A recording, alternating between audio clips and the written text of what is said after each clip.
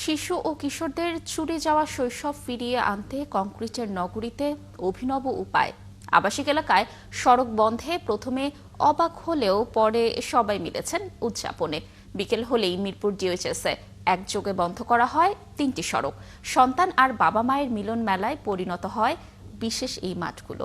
এমন আনন্দময় সড়কগুলোর আরও খবর জানাচ্ছেন আমাদের সহকর্মী ভাস্কর ভাদুরী। ছবি তুলেছেন খোরশেদ আলম।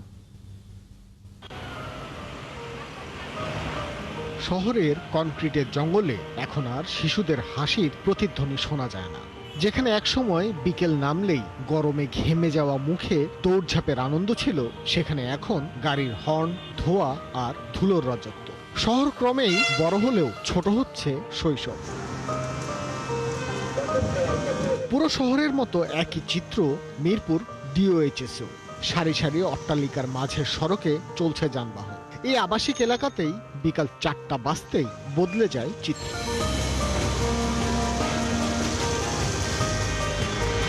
মোট 3টি সড়ক বন্ধ করে দেয়া হয় শিশুদের খেলার জন্য। ব্যাডমিন্টন, ফুটবল, সাইকেল আর স্কুটার নিয়ে শিশুরা যোগ দেয় খেলা। সাইকেল রাস্তায় ভালো লাগে অনেক চালাতে। কতক্ষণ সাইকেল চালাবো?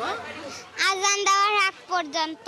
মিসকে আমি এখানে পাঠাই দিই, কারণ এখান থেকে নিয়ে ওদের টিচার এখান থেকে নিয়ে ওদেরকে পড়তে বসায়। ফিক্স করে দিয়েছে এই টাইমটা মাগরিব পর্যন্ত। এটা আসলে খুবই ভালো একটা ডিসিশন, আমরা খুবই অ্যাপ্রিসিয়েট করছি এটা। বাচ্চারা সব সাইজের বাচ্চারাই, সব বয়সের বাচ্চারাই এখানে এসে একদম প্রাণ খুলে খেলতে পারছে। শিশুদের খেলার জন্য মূল সড়ক বন্ধ এমন খবরে প্রথমে যারা আটকে উঠেছিলেন তারাও এখন যোগ দিয়েছেন এই আনন্দে। অভিনব এমন উদ্যোগে প্রাণ খুলে শৈশব উদযাপন করতে পারছে শিশুরা। নির্ধারিত সময়ে শিশুদের সাথে যোগ দেন তাদের বাবা মায়েরা। আমার স্কেটিং করতে বেশি ফ্রি লাগে, সাইকেলিং করে বেশি ফ্রি করা যায় আর অনেক মজার। বাচ্চারা খুবই আনন্দিত, যেমন আমার ছেলে সেই 4টা থেকে আমাকে নিয়ে আনার জন্য সে চেষ্টা করছে। কতক্ষণ ধরে সাইকেল চালাও তুমি? আসর থেকে মাগরিব। এই আবাসিক এলাকার 3, 12 এ এবং 9 নম্বর সড়কগুলো বন্ধ রাখা হয় বিকাল 4টা থেকে মাগরিবের আজান পর্যন্ত। এই সময়ে সোসাইটির যানবাহনগুলো বিকল্প সড়ক ব্যবহার করে। যে বাচ্চাদের জন্য আমাদের ডিওএইচএস এর আঙ্কেলরা চেষ্টা করতেছে যে কিছু কিছু রাস্তা একটু আটকে দিতে, যাতে ওরা এখানে খেলতে পারে, সেটা হোক স্কেটিং বা ফুটবল বা ক্রিকেট, ব্যাডমিন্টন, যেটাই হোক। বাচ্চাদেরকে উদ্বুদ্ধ করার জন্য আমাদের ডিওএইচএসে আমরা ইয়ুথ সোসাইটির উদ্যোগে বিভিন্ন টুর্নামেন্ট করে থাকি। সারা বছর ধরে আমরা বলি আমাদের 12 মাসে 13 পার্বণের মতো টুর্নামেন্ট হয় আর কি।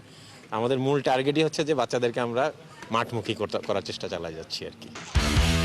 মিরপুর ডিওএইচএস এর অধিবাসীদের আশা, তাদের এমন উদ্যোগ যদি অন্যান্য আবাসিক এলাকাতেও অনুসরণ করা হয় তাহলেই শিশুরা ফিরে পাবে শৈশবের হাসি।